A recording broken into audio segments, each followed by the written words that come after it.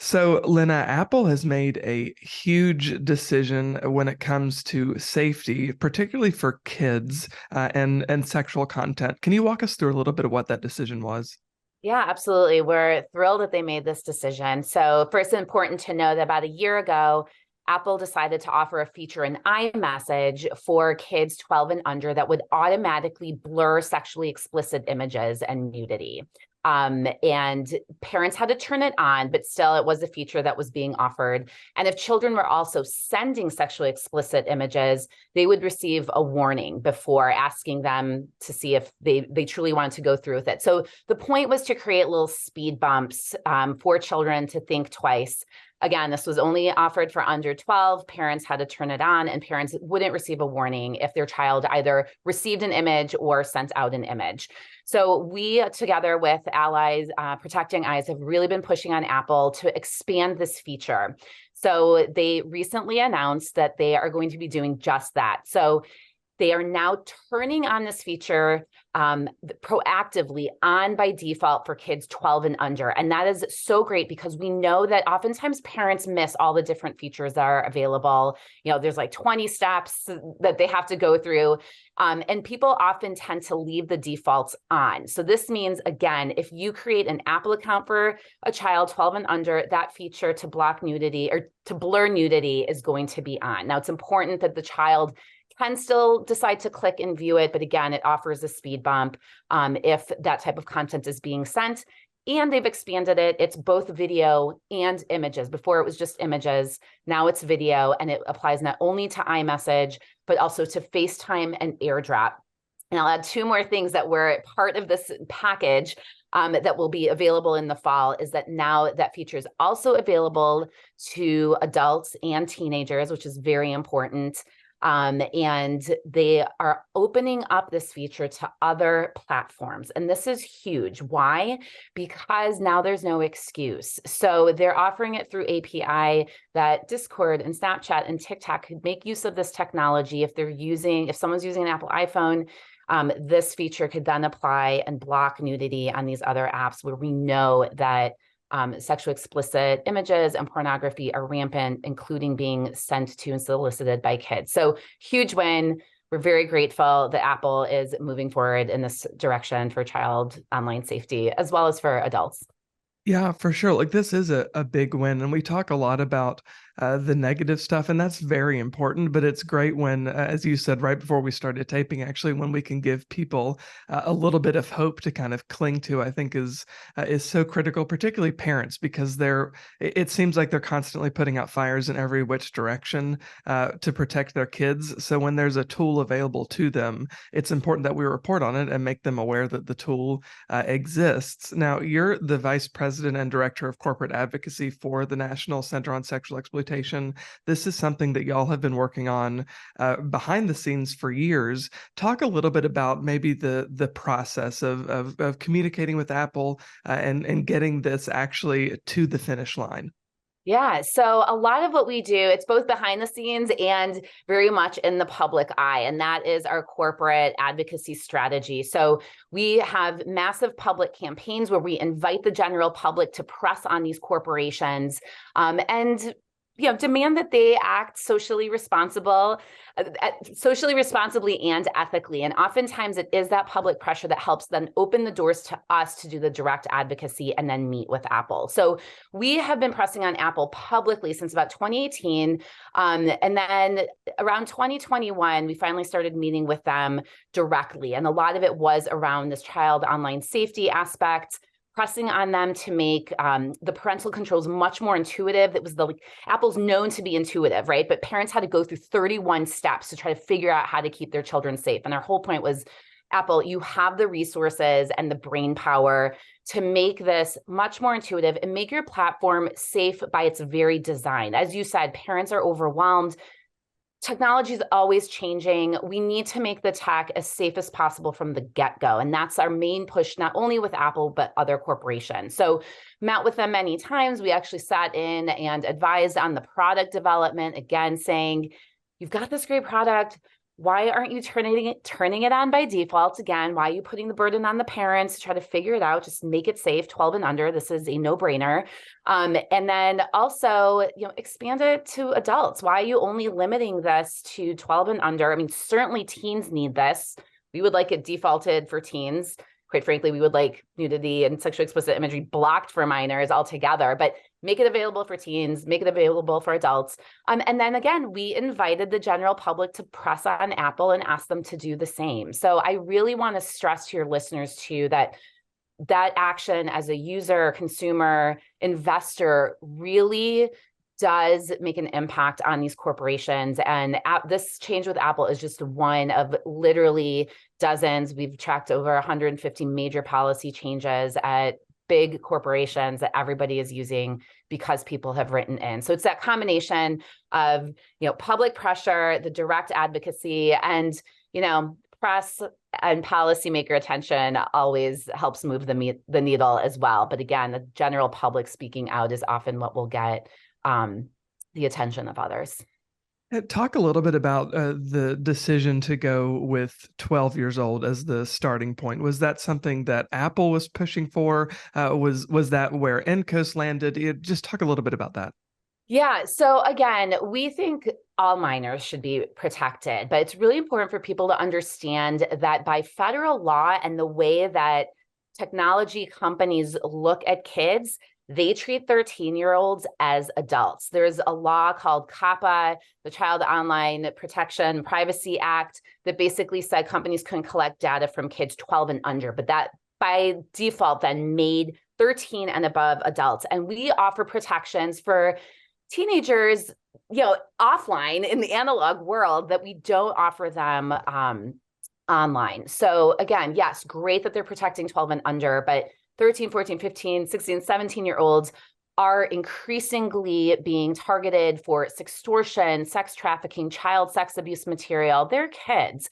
So, we really push on these corporations to stop treating them, treating kids as adults, stop treating teens as adults. So we're pushing on them, and we also are pushing policymakers to rectify that change. So again, important for parents to understand that.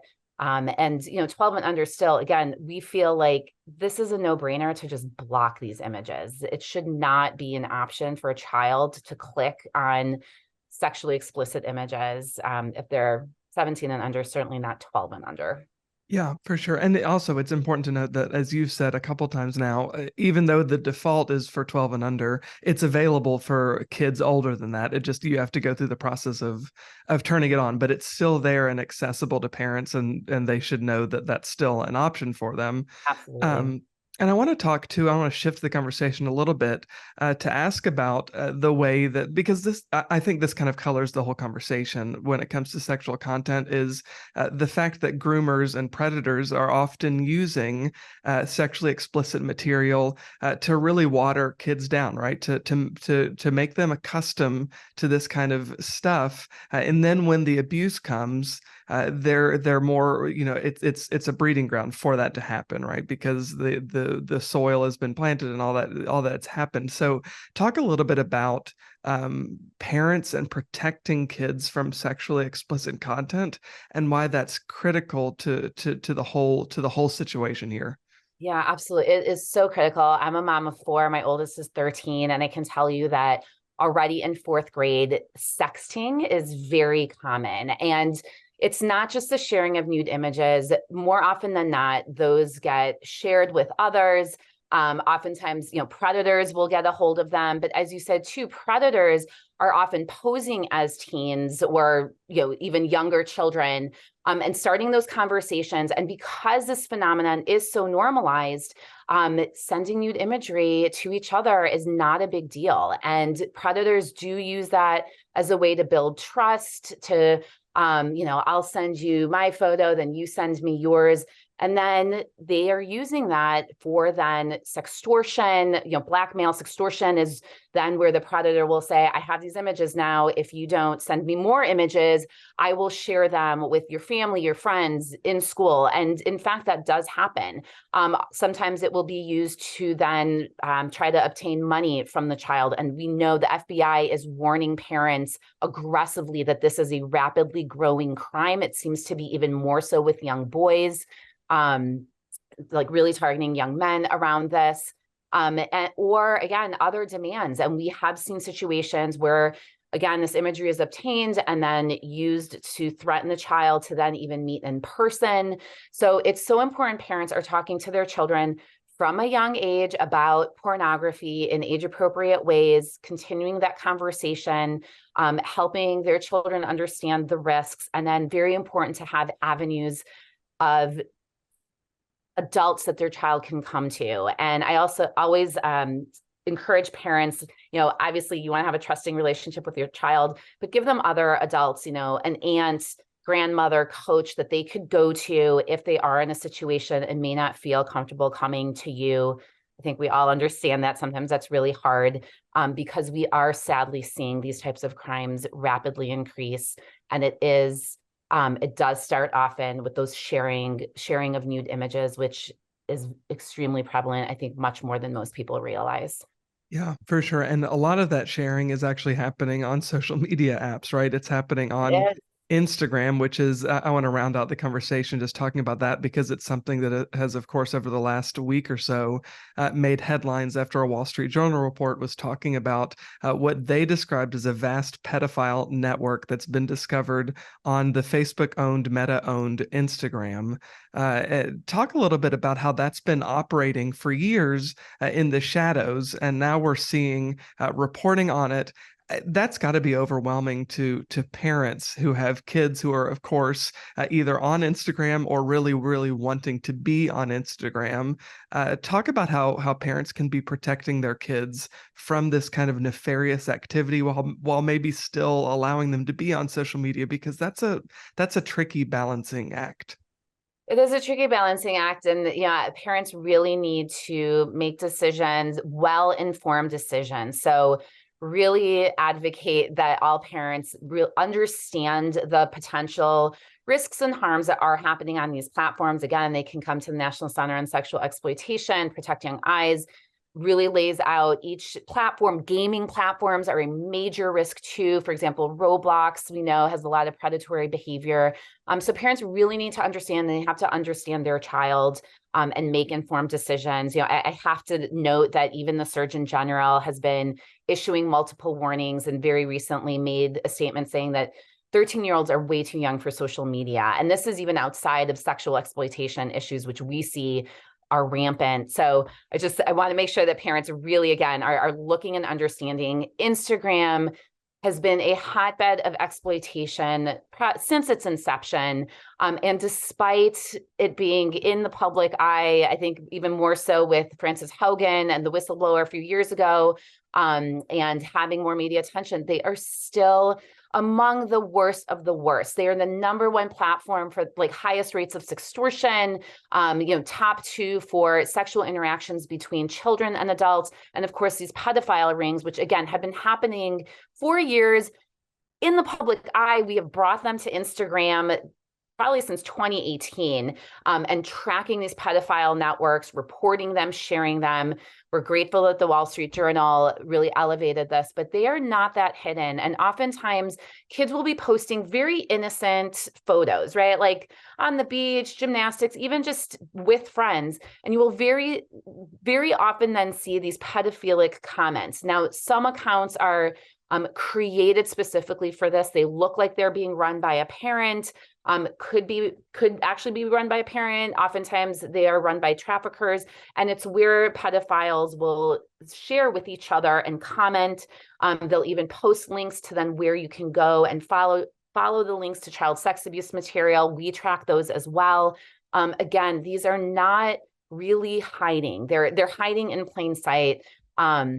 And Instagram allows, strangers to be commenting and seeing what your child is posting that can very quickly become sexualized. So again, parents just really need to be aware of what's going on. If your child is on these platforms, be watching them. There's great resources like Bark that actually monitor social media.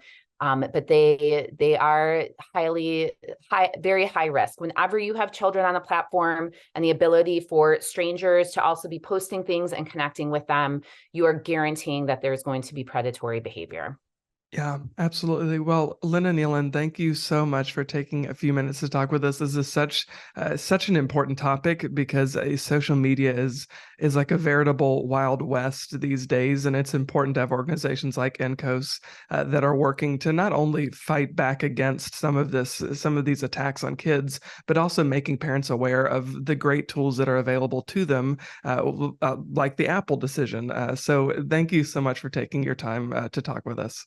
My pleasure. And I hope people join us in that fight. They can go on our website and take action. I promise it really does have an impact on changing these massive corporations.